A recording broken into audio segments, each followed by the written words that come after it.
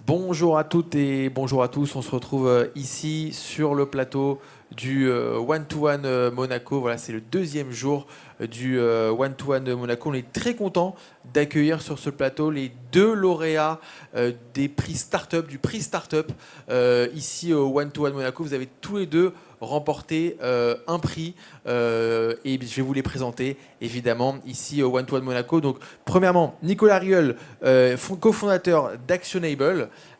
Tu es un spécialiste de la satisfaction client. Tu vas nous expliquer un peu et tu as gagné le prix de la communauté ici. Donc il y a eu un vote, il y a eu une présentation de pitch d'une vingtaine de startups qui sont venues sur cette scène pitcher leur startup et eh bien, le One-to-One Monaco, les gens qui passaient par là, les gens qui ont l'application du One-to-One ont voté pour vous et vous ont plébiscité. Donc bravo à toi. Et puis donc à tes côtés, tu as James Rebourg, le cofondateur et CEO de Clark, spécialiste de la relation client. Et vous, Clark, vous avez gagné le coup de cœur du comité puisqu'il y a un comité éditorial ici au One to One Monaco et ils vous ont remis eh bien, ce prix. Donc bravo à tous les deux. Vous avez gagné ces deux prix. Merci d'être là. Première question, est-ce que c'est la première fois que vous venez ici au One to One Monaco et quel est un peu voilà, votre ressenti et qu'est-ce que vous faites ici concrètement? Moi, c'est ma première fois au salon One to One. On m'en avait énormément parlé. On m'avait dit à quel point c'était l'effervescence, qu'il y avait les décideurs, que c'était le centre de gravité de tout ce qui se passait. C'est ce que j'ai vécu toute la journée hier. J'ai zéro regret d'être venu. Journée incroyable et mémorable avec une trentaine de prospects rencontrés sur la journée d'hier, avec ce prix remporté et avec le meilleur selfie de ma vie, juste après celui de Macron, donc avec Vianney. Avec Vianney qui était là hier soir, Vianney qui a chanté une dizaine de chansons effectivement au dîner du One to One Monaco. Donc tu as ton selfie avec Vianney, c'est bon, c'est gagné. C'est checké. Et toi Nicolas? J'ai pas eu mon selfie avec Vianney, donc là je suis un peu jaloux. Mais c'est pas la première fois.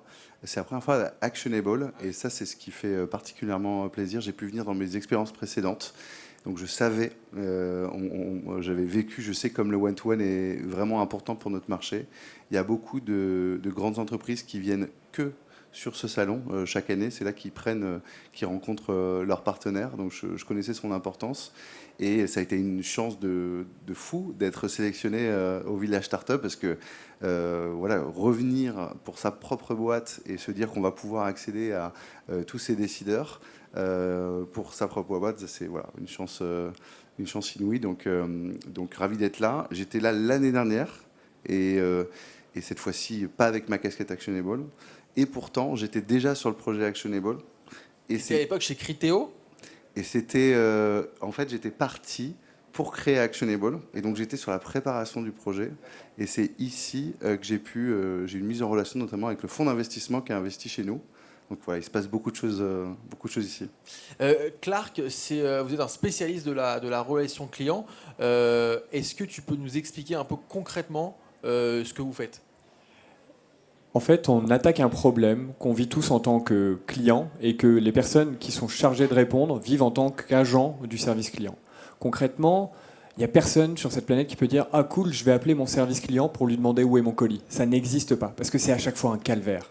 Et pourquoi c'est un calvaire? Parce que l'information, elle est partout dans l'entreprise, que les processus ne sont pas clairs et qu'on demande de répondre très vite à des messages sans apporter de valeur et que cette dynamique, elle est extrêmement compliquée.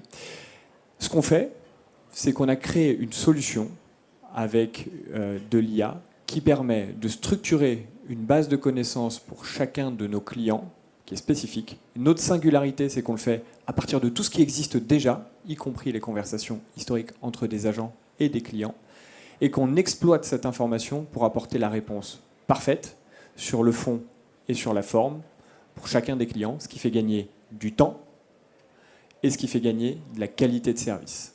Donc, vos clients, d'abord, qui sont-ils et concrètement, en clair, c'est vous permettez aux clients de vos clients, quelque part, de pouvoir bien répondre à leurs demandes voilà, dans la relation client, quand ils ont une question. Ça passe beaucoup par l'écrit, je crois. Absolument. Donc on est des experts de l'écrit, c'est notre martingale, et si des acteurs veulent travailler sur de la voix, on sait très bien avec qui travailler sur le marché. Pour être très fort sur ce marché, il faut être ultra spécifique sur ce qu'on fait de mieux, il faut être un pure player. Deuxième partie de réponse, qui sont nos clients? Nos clients sont des retailers et des e-commerçants. On a plus de 50 clients dans le retail et le e-commerce. Qui, par exemple? Back Market, Bash, But. On va avoir du Cdiscount. Et donc, en fait, des acteurs qui sont des e-commerçants, des retailers de taille moyenne à significative. Ce qu'on fait, c'est que on vient réduire les délais de réponse. Chez un de nos clients, on est passé de 3,5 heures à 1 heure. On vient améliorer indirectement le taux de décroché, donc la disponibilité d'un agent. Même si on ne fait pas d'écrit, en fait, il est plus disponible pour répondre parce qu'il a du temps. Et donc, on a amélioré le taux de décroché de 8 points, passant de 88 à 96%. On vient améliorer la satisfaction client qu'on mesure. Et donc, on va gagner 10 points de satisfaction client. On permet de déclencher des initiatives et des efforts en associant de la productivité, combien de temps on met pour répondre, à de la qualité, ce que le client ressent, et est-ce qu'on a réussi à transformer sa frustration en future fidélité. Alors Nicolas, je te donne la parole dans 1 seconde, mais juste pour revenir à ce que tu dis, est-ce que cette relation client, toi tu travailles beaucoup avec l'IA, on va en parler aussi, comment l'IA justement vous permet de mieux interagir avec les clients? En fait, il y a quelque chose qui existe sur le marché qui est ChatGPT qu'on connaît tous, et donc il y a beaucoup d'acteurs qui sont allés dans cette direction. 99% de l'offre, c'est je viens intégrer la foire aux questions d'un client sur ChatGPT, et ça ne marche pas. Ce qui fait que ça fonctionne, ce que nous on a fait, on crée ça à partir de ce qui existe vraiment dans l'entreprise, à partir des conversations, c'est qu'on empêche à l'IA d'halluciner et d'inventer des processus qui ne sont pas propres à l'entreprise. Et donc on apporte du déterminisme à l'IA, et donc on la cadenasse, on la contraint à apporter la réponse parfaite, respectant parfaitement le cahier des charges de notre client. Et donc l'IA, elle permet 2 choses. 1, la digestion d'une quantité astronomique d'informations, éparses dans n'importe quelle forme. Et la deuxième, c'est la rédaction parfaite sur cahier des charges. Et tout ça, notre vision, c'est de le mettre au service de l'humain. Donc on ne veut pas remplacer les humains, on veut leur enfiler un costume d'Iron Man pour qu'ils aient des pouvoirs décuplés. Alors, chez Actionable, vous utilisez aussi l'IA. Est-ce que tu peux nous en parler et surtout aussi nous dire un peu ce que vous faites? Vous êtes un spécialiste de la satisfaction client. En gros, grâce aux données en fait, que vous récoltez, vous permettez de développer cette satisfaction, de mieux aider vos clients à satisfaire eux-mêmes leurs clients. Est-ce que tu peux nous en parler? Oui, bien sûr. Quand on a une entreprise qui veut mettre son client au centre, améliorer, finalement, gagner des parts de marché en améliorant juste son niveau de service et avoir la meilleure offre, et quand je pense sur le sujet, à un moment, on doit avoir des KPI et comprendre où est-ce qu'on doit mettre le poids du corps. Un des éléments clés, par exemple, du parcours, c'est la relation client. Et dans ce cas-là, typiquement, une solution comme Clark va aider à aller dans cette direction. Nous, on va aider les directions et les COMEX à comprendre quels sont les critères clés qui influencent la satisfaction et l'insatisfaction, de façon scientifique pondérée. Donc notre IA, on l'entraîne sur des données clients existantes. On va récupérer en général, en fonction des modèles de nos clients, 12 à 24 mois de données clients, CRM, transactionnel, opérationnel, de relations clients, web analytics.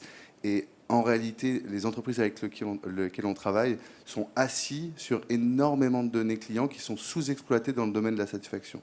Par exemple quoi? Eh bien, par exemple, le fait de croiser les enquêtes de satisfaction, les analyses, la connaissance client aujourd'hui est quasiment exclusivement basée sur des enquêtes de satisfaction. C'est les fameuses enquêtes que vous recevez, vous donnez votre NPS, vous mettez un petit verbatim, ou vous répondez à des enquêtes de 30 questions. Nous, on va faire parler une note. Julien a mis 5 sur 10, je regarde tout son parcours passé, et l'analyse de millions de personnes vont me permettre de comprendre les drivers clés. Donc on offre un nouveau niveau d'insight qui devient ultra granulaire, prédictif. Ça, c'est la première valeur d'Actionable. Et la deuxième, c'est que grâce à cette analyse, ça nous permet de prédire la satisfaction de 100% des clients d'une base de données. Pas seulement 2 à 5% des gens qui répondent dans le B2C, mais 100%. Les use cases classiques qui sont mis en place par nos clients, c'est améliorer les causes racines de l'insatisfaction, Et donc, on va calculer par exemple des points d'inflexion. Et donc, on va dire typiquement, c'est quoi un bon temps de réponse pour le service client, pour donner des objectifs précis aux équipes. Mais c'est aussi, c'est quoi un bon temps de livraison ou sur le drive, un taux de conformité à ma commande, par exemple.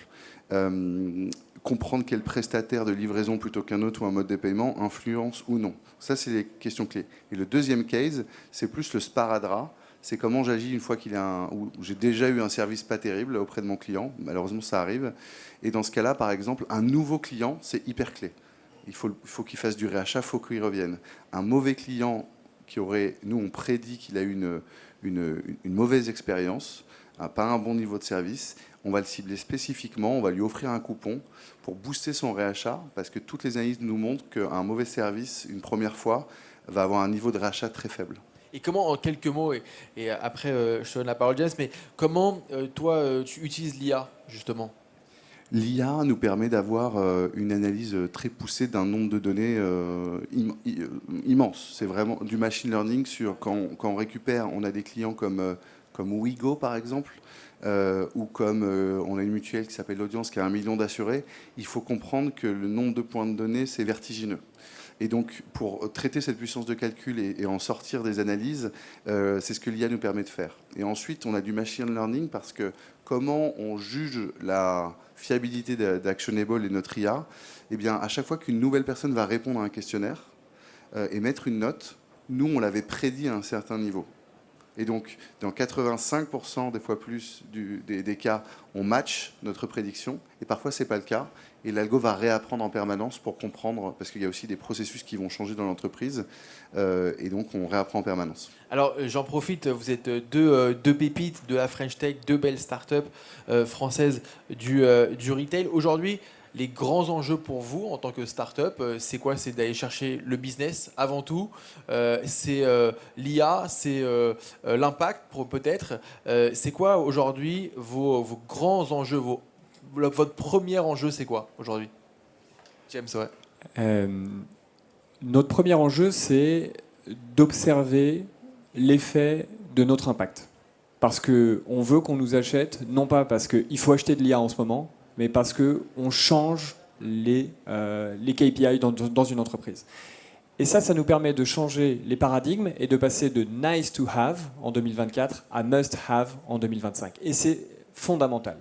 Et pour faire ça, il faut commencer par cette idée qu'on a eue dès 2023, et on a tout de suite mis dans les mains des personnes qui allaient l'utiliser et qui allaient payer. Et donc on a itéré, on a prototypé et on a designé notre produit pour qu'il réponde exactement aux contraintes du terrain et qui répondent à la problématique des personnes qu'on vient accompagner et non pas qu'on vient remplacer.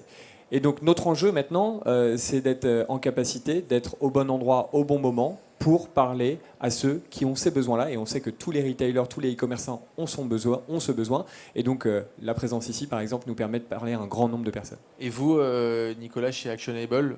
Il y a deux enjeux. Le premier, c'est évidemment un enjeu de développement business et nous faire connaître.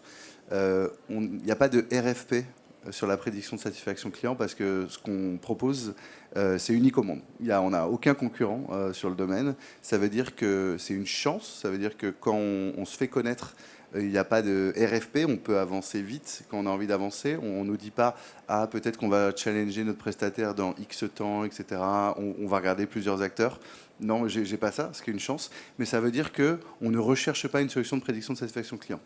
Donc, merci de m'inviter. C'est une façon de nous faire connaître.